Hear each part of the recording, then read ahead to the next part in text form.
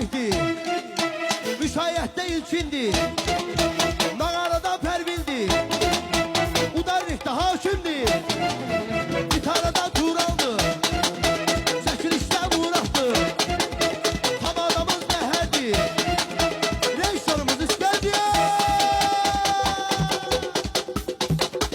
Eşq olsun bayram.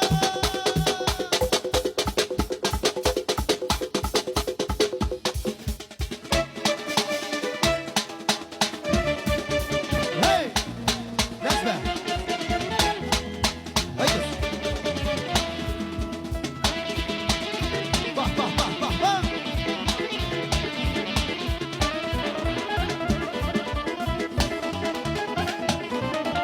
Zülfiye'nin gözleri deniz gibi mavidir, yanakları kırmızı, gözleri piyanidir. Zülfiye'nin gözleri deniz gibi mavidir, yanakları kırmızı, gözleri piyanidir. Ben söyleyeyim hala yüreğim olup yana.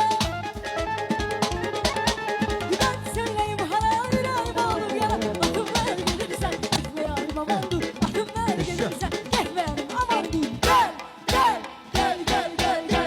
Gel Zülfiye, bu ayrılık nedendir? Akıl ver gelirsen gitmeyelim aman dur. Ha! Yahya! Harbi! Hala!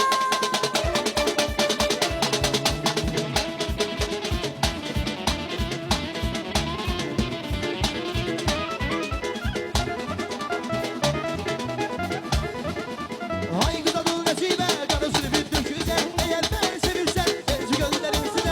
Ay kıza dul Zülfiye, karı Zülfü döküze. Eğer ben sevirsen, elçi gönderim size. Ben söyleyeyim hala yüreğim olup yana.